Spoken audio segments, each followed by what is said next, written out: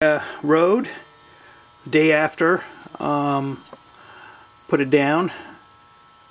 This part here a little bit darker because it's probably a thicker layer, and I suspect it's not quite dry yet, even though it's still feel fairly hard. I think as this dries through completely, it'll blend in with the rest of the road here, but definitely has a nice even gray asphalt color.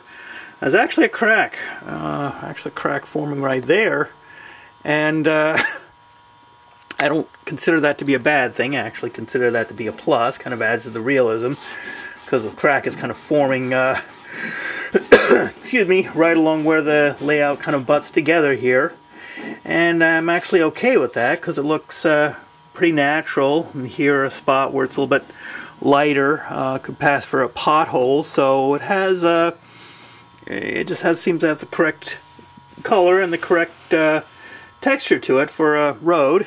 And I've already taken out one of where I taped it up here to keep this water putty from falling between the rails. And now let me just take this one off like that. Look at that. Got our little grade crossing. I already started to do some chipping away along the side here, and what I want to do is take the forms out. We'll see how that goes. This stuff dries pretty hard, and I think I should be able to get the forms off without too much trouble. I suppose if you were putting this in an urban setting, you could just leave the pieces of wood in here, and then you just call them, well, these are your curbs, okay? So you could just leave it as is, kind of sand off the top, and so the wood's exposed and it turns white, and you could say, well, yeah, those are my curbs. So yeah, you could go that route too. But let me go ahead and let me check out and see my little centerpieces here for my grade cross. I'm just going to lay them down there. I haven't painted them yet or anything like that, so go grab them, take a look, and see how they look in there, in context now with the rest of the road. Alright,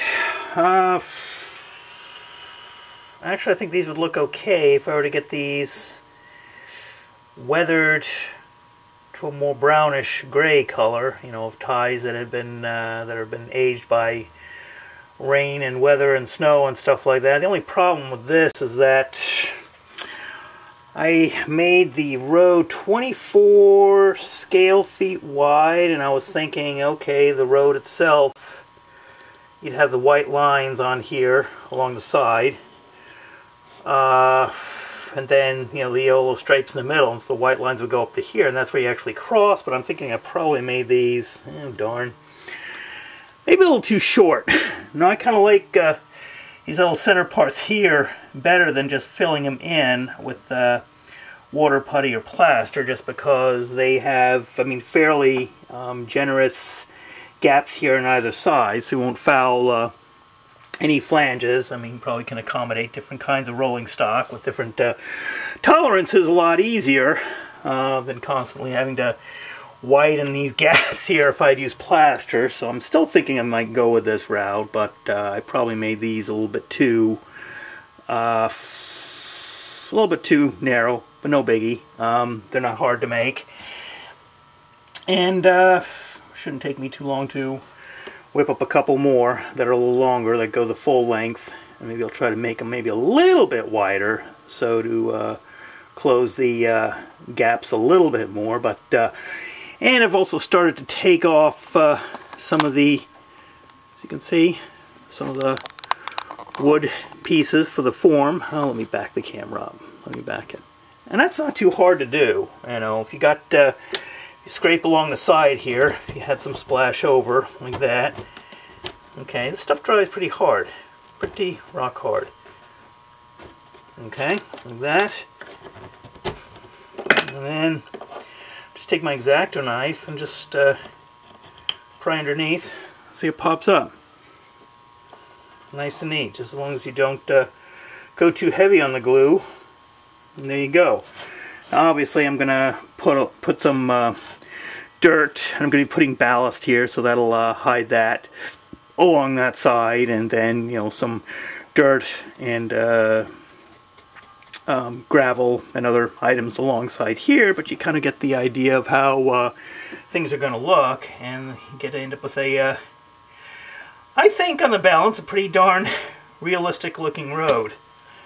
See, that comes up fairly quick. And this stuff dries. This stuff dries pretty hard. It's pretty water putty, will, like I say, dry pretty hard. And go underneath a little bit. You can dig a little, oops, there we go. There. Alright. I'll need to coax that a little more. And so, oh, there we go. That's what I should have done. Alright, here we go.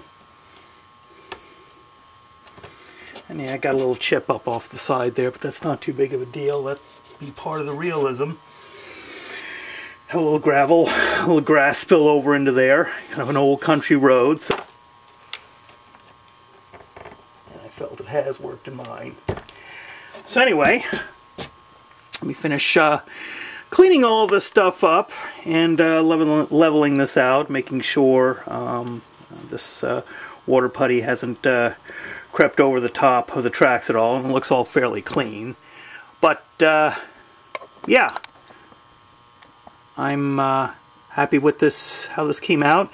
So if you don't want to go with the pre-made Woodland Scenics route of getting this roll of road, you can, this is how, one way of making your own road, and this is with making it with the Durham's water putty. So give it a shot. It's fun, and it looks pretty slick when all's said and done. I mean, I'll have to put in the lines and stuff like that, so excuse me, I think I'll be making stencils and airbrushing those and stuff like that. But okay, here's how it looks. It all vacuumed up and the form taken out. So looks like we got looks like I got some roadage there. Like I say, I'm thinking this should lighten up with everything else as this dries some more, because the water putty was a bit thicker here. But yeah, overall I'm happy with how it came out.